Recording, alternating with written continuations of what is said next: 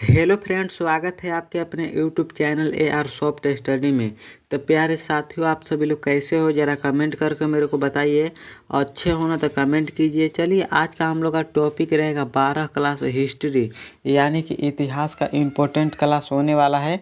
तो वीडियो को शुरू से लेकर एंड तक ज़रूर देखिएगा एंड अपने दोस्तों में इस वीडियो को शेयर ज़रूर कर दीजिएगा। तो चलिए क्लास को शुरू करते हैं पहले 9 प्रश्न पर। तो देखिए, पहले 9 प्रश्न में लिखा है नमक कानून किसने तोड़ा तोड़ा था। ए ऑप्शन है मोतीलाल नेहरू ने, बी ऑप्शन है महात्मा गांधी ने, सी ऑप्शन चंद्रशेखर आज़ाद ने, डी ऑप्शन है मदन मोहन मुगलानी ने। तो देखिए, पूछा जा रहा है मेरे दोस्त आप लोगों से, नमक कानून किसने तोड़ा था। तो देखिए, नमक कानून जो तोड़े थे महात्मा गांधी जी ने तोड़े थे। तो इसका करेक्ट आंसर आप लोगों को बी लगा देना है। नमक कानून को महात्मा गांधी जी ने तोड़े थे, वो गुजरात राज्य में तोड़े थे। तो इसको भी आप लोग साथ में याद रखिएगा। चलिए चलते हैं 2 नौ प्रश्न पर। 2 नौ प्रश्न में लिखा है पाकिस्तान शब्द किसने दिया था। ए ऑप्शन लियाकत अली ने, बी ऑप्शन इकबाल अली ने, सी ऑप्शन चौधरी रहमत अली ने, डी ऑप्शन जिन्हा ने।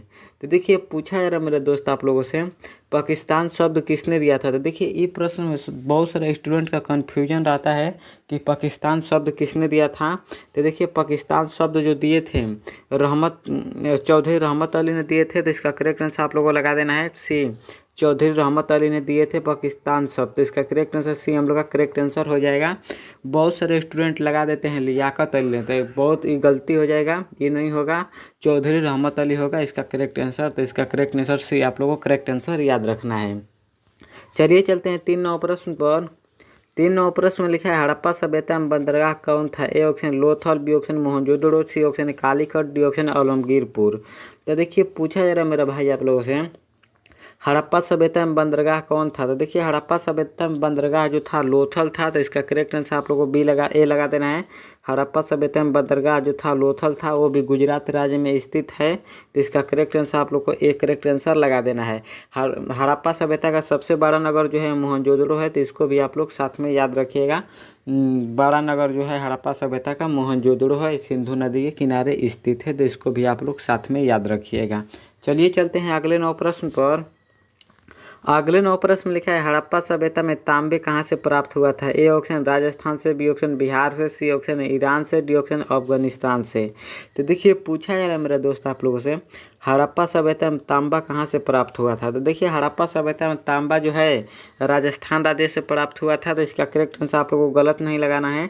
हड़प्पा सभ्यता में तांबा जो है राजस्थान राज्य से प्राप्त हुआ था। तो इसका करेक्ट आंसर ए आप लोगों को करेक्ट आंसर लगा देना है। चलिए चलते हैं अगले 9 प्रश्न पर। अगले 9 प्रश्न में लिखा है घोड़े की हड्डियों की साक्ष्य कहाँ से मिले हैं। ए ऑप्शन लोथल से, बी ऑप्शन कालीबंगा से, सी ऑप्शन सतकोटड़ा से, डी ऑप्शन इनमें से कोई नहीं। तो देखिए, पूछा जा रहा है गुरु आप लोगों से, घोड़े की हड्डियों की साक्ष्य कहाँ से मिले हैं। तो देखिए, सतकोटड़ा से मिला है। तो इसका करेक्ट आंसर आप लोगों को गलत नहीं लगाना है। इसका करेक्ट आंसर सी आप लोग को करेक्ट आंसर हो जाएगा। बहुत इंपॉर्टेंट प्रश्न है, तो सभी प्रश्नों को आप लोग जरूर याद कर लीजिएगा। घोड़े की हड्डियों के साक्ष्य जो मिले हैं सतकोटड़ा से मिला है। तो इसका करेक्ट आंसर सी हम लोग का करेक्ट आंसर हो जाएगा। चलिए चलते हैं अगले 9 प्रश्न पर। अगले 9 प्रश्न में लिखा है आश्रम व्यवस्था में कितने प्रकार के आश्रम का उल्लेख है। A option 2, B option 3, C option 4, D option 5।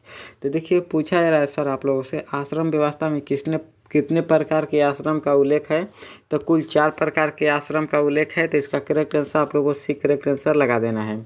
चलिए चलते हैं अगले 9 प्रश्न पर। अगले 9 प्रश्न में लिखा है महाभारत किसने लिखा है। A option Valmiki, B option Manu, C option Kautilya, D option Ved Vyas. तो देखिए, महाभारत के रचनाकार जो है महर्षि वेद व्यास जी है। तो इसका करेक्ट आंसर आप लोगों को डी लगा देना है। महर्षि वेद व्यास जी महाभारत के रचनाकार है। तो इसका करेक्ट आंसर डी हम लोग का करेक्ट आंसर हो जाएगा। चलिए चलते हैं अगले 9 प्रश्न पर। अगले 9 प्रश्न में लिखा है कादम्बरी के लेखक कौन है।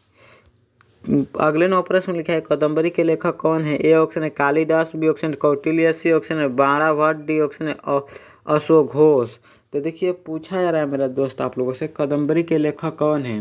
तो देखिए, कादम्बरी के लेखक जो है वो बाणाभट्ट है। तो इसका करेक्ट आंसर आप लोगों को सी लगा देना है। कादम्बरी के लेखक बाणाभट्ट है। तो इसका करेक्ट आंसर सी हम लोग का करेक्ट आंसर हो जाएगा। चलिए चलते हैं अगले 9 प्रश्न पर। अगले 9 प्रश्न में लिखा है सांची का स्तूप किस धर्म से संबंधित है। ए ऑप्शन बौद्ध धर्म से, बी ऑप्शन जैन धर्म से, सी ऑप्शन सिख धर्म से, डी ऑप्शन ब्राह्मण धर्म से। तो देखिए, सांची का स्तूप जो है किस धर्म से संबंधित है? तो देखिए बौद्ध धर्म से संबंधित है, तो इसका गलत आप लोगों को जवाब नहीं देना है। सांची का स्तूप बौद्ध धर्म से संबंधित है, तो इसका करेक्ट आंसर आप लोग को लगा देना है ए, जो मध्य प्रदेश राज्य में स्थित है सांची का स्तूप। तो इसको भी आप लोग साथ में याद रखिएगा। चलिए चलते हैं अगले 9 प्रश्न पर। अगले 9 प्रश्न में लिखा है हड़प्पा सभ्यता में किस धातु का व्यापार नहीं होता था? ए ऑप्शन है कांसा का, बी ऑप्शन लोहा का, सी ऑप्शन सोना का, डी ऑप्शन है तांबा का। तो देखिए पूछा जा रहा है मेरे दोस्त आप लोगों से बहुत इंपॉर्टेंट प्रश्न कि हड़प्पा सभ्यता में किस धातु का व्यापार नहीं होता था। तो देखिए हड़प्पा सभ्यता में लोहे का खोज नहीं हुआ था, तो कहाँ से होगा लोहे का व्यापार? तो हड़प्पा सभ्यता में लोहे का व्यापार नहीं होता था, तो इसका करेक्ट आंसर आप लोगों को बी लगा देना है, क्योंकि हड़प्पा सभ्यता में लोहे का खोज नहीं हुआ था, इसीलिए लोहा का व्यापार नहीं हो रहा था हड़प्पा सभ्यता में। तो इसका करेक्ट आंसर भी आप लोग को करेक्ट आंसर लगा देना है, इसको जरूर आप लोग याद रखिएगा। चलिए चलते हैं अगले 9 प्रश्न पर। अगले 9 प्रश्न में लिखा है मगध साम्राज्य की स्थापना किसने की? ए ऑप्शन उदयन ने, बी ऑप्शन अजातशत्रु ने, सी ऑप्शन है नागदशक ने, डी ऑप्शन है बिंबिसार ने। तो देखिए पूछा जा रहा है मेरा भाई आप लोगों से मगध साम्राज्य की स्थापना किसने की? तो देखिए मगध साम्राज्य की स्थापना जो है बिंबिसार ने की थी, तो इसका करेक्ट आंसर आप लोग को डी लगा देना है। मगध साम्राज्य की स्थापना बिंबिसार ने की है, तो इसका करेक्ट आंसर डी हम लोग का करेक्ट आंसर हो जाएगा। चलिए चलते हैं अगले 9 प्रश्न पर। अगले 9 प्रश्न में लिखा है किस शिलालेख में अशोक का कालीन का विजय का उल्लेख है? ए ऑप्शन है प्रथम, बी ऑप्शन सप्तम, सी ऑप्शन दसम, डी ऑप्शन 13वां। तो देखिए पूछा जा रहा है बहुत इंपॉर्टेंट प्रश्न मेरा दोस्त, किस शिलालेख में अशोक का कालीन विजय का उल्लेख है?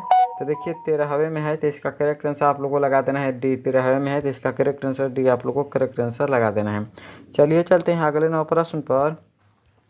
अगले 9 प्रश्न में लिखा है पाकिस्तान का पहला प्रधानमंत्री कौन था? A option Mohammad Ali Jinnah, B option Liaquat Ali, C option Iqbal Ali, D option Maulana Azad. तो देखिए पाकिस्तान के प्रथम प्रधानमंत्री का बात किया जा रहा है कि पाकिस्तान के प्रथम प्रधानमंत्री कौन थे? तो देखिए लियाकत अली थे पाकिस्तान के प्रथम प्रधानमंत्री। तो इसका करेक्ट आंसर भी आप लोगों को करेक्ट आंसर लगा देना है। चलिए चलते हैं अगले 9 प्रश्न पर। अगले 9 प्रश्न में लिखा है राजेंद्र प्रसाद का जन्म कहाँ हुआ था? A option Chhapra, B option Siwan, C option है जीरदेई, डी ऑप्शन है गोरखपुर।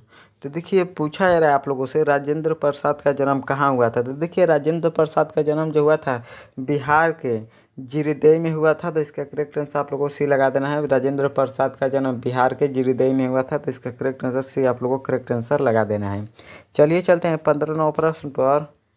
15 प्रश्न में लिखा है भारतीय संविधान को कब लागू किया गया था? ए ऑप्शन 26 जनवरी 1949 को, बी ऑप्शन है 26 जनवरी 1950 को, सी ऑप्शन 26 जनवरी 1951 को, डी ऑप्शन 26 जनवरी 1952 को।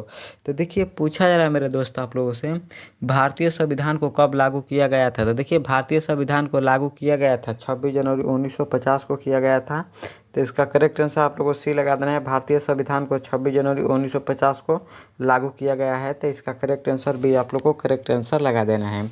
चलिए चलते हैं अगले 9 प्रश्न पर। अगले 9 प्रश्न लिखा है बंगाल के विभाजन की घोषणा कब हुआ था? ए ऑप्शन 1905 में, बी ऑप्शन 1906 में, सी ऑप्शन 1911 में, डी ऑप्शन 1914 में। तो देखिए अंग्रेजों के द्वारा बंगाल का विभाजन जो किया गया था 1905 में किया गया था, तो इसका करेक्ट आंसर आप लोगों को लगा देना है ए। 1905 में बंगाल का विभाजन किया गया है, तो इसका करेक्ट आंसर ए आप लोग को करेक्ट आंसर लगा देना है। चलिए चलते हैं अगले 9 प्रश्न पर। अगले 9 प्रश्न लिखे हैं महात्मा गांधी की आत्मकथा किस भाषा में थी? ए ऑप्शन अंग्रेजी भाषा में, बी ऑप्शन गुजराती भाषा में, सी ऑप्शन संस्कृत भाषा में, डी ऑप्शन तमिल भाषा में। तो देखिए पूछा जा रहा है गुरु आप लोगों से महात्मा गांधी की आत्मकथा किस भाषा में थी? तो देखिए महात्मा गांधी की आत्मकथा जो है गुजराती भाषा में थी, तो इसका करेक्ट आंसर आप लोगों को गलत नहीं लगाना है, इसका करेक्ट आंसर आप लोगों को सी लगा देना है। गुजराती भाषा में गुजराती भाषा में थी महात्मा गांधी की आत्मकथा, था इसका करेक्ट आंसर भी हम लोग का करेक्ट आंसर हो जाएगा। चलिए चलते हैं अगले 9 प्रश्न पर। अगले 9 प्रश्न में लिखा है साइमन कमीशन भारत कब आए थे? ए ऑप्शन 1925 में, बी ऑप्शन 1928 में, सी ऑप्शन 1931 में, डी ऑप्शन 1935 में। तो देखिए पूछा जा रहा है आप लोगों से साइमन कमीशन भारत कब आए थे? तो देखिए साइमन कमीशन जो है 1928 में भारत आए थे, तो इसका करेक्ट आंसर भी हम लोग का करेक्ट आंसर हो जाएगा। साइमन कमीशन भारत 1928 में आए थे, तो इसका करेक्ट आंसर हम लोग का भी करेक्ट आंसर हो जाएगा। चलिए चलते हैं अगले 9 प्रश्न पर। अगले 9 प्रश्न में लिखा है 1957 का विद्रोह किसके नेतृत्व में हुआ था। ए ऑप्शन है नाना साहेब के, बी ऑप्शन है कुंवर सिंह के, सी ऑप्शन लक्ष्मीबाई के, डी ऑप्शन बहादुर शाह के। तो देखिए पूछा जा रहा है आप लोगों से 1957 का विद्रोह किसके नेतृत्व में हुआ था। तो देखिए बहादुर शाह के नेतृत्व में हुआ था 1957 का विद्रोह। तो इसका करेक्ट आंसर आप लोगों को डी लगा देना है। बहादुर शाह जफर के नेतृत्व में 1957 का विद्रोह हुआ था। तो इसका करेक्ट आंसर डी हम लोग का करेक्ट आंसर हो जाएगा। चलिए चलते हैं 20 प्रश्न पर। 20 प्रश्न में लिखा है विजयनगर के अस्थायी मातृ देवी कौन थी। A option Lakshmi, B option Pampa Devi, C option सुबदागी, डी ऑप्शन है महानवमी। तो देखिए पूछा जा रहा है आप लोगों से विजयनगर की अस्थायी मातृ देवी कौन थी। तो देखिए विजयनगर की अस्थायी मातृ देवी जो है पंपा देवी थी। तो इसका करेक्ट आंसर आप लोगों को बी लगा देना है। विजयनगर की अस्थायी मातृ देवी जो है पंपा देवी है। तो इसका करेक्ट आंसर भी आप लोगों को करेक्ट आंसर लगा देना है। विजयनगर साम्राज्य की खोज 1336 ईस्वी में हुआ था। तो इसको भी आप लोग साथ में याद रखिएगा। चलिए आप लोगों से 20 इतिहास का ऑब्जेक्टिव प्रश्न पूछा गया है। 20 में आप लोगों का कितना सही हुआ है कमेंट कर मेरे को बताइएगा कि सर मेरा इतना सही हुआ है 20 में। तो ज़रूर कमेंट कर बताइएगा। तो चलिए आज का क्लास इतना ही पर समाप्त करते हैं। जिन भी स्टूडेंट वीडियो को लाइक नहीं किए हैं तो ज़रूर कर दीजिएगा एंड अपने दोस्तों में इस वीडियो को शेयर ज़रूर कर दीजिएगा एंड चैनल को सब्सक्राइब ज़रूर कर दीजिएगा कि जब भी क्लास होके तभी आपके पास नोटिफिकेशन वीडियो का पहुँचे। तो चैनल को सब्सक्राइब ज़रूर कर दीजिएगा। चलिए मिलते हैं अगले क्लास में, तब तक के लिए आप लोगों से बहुत बहुत धन्यवाद। जय हिंद।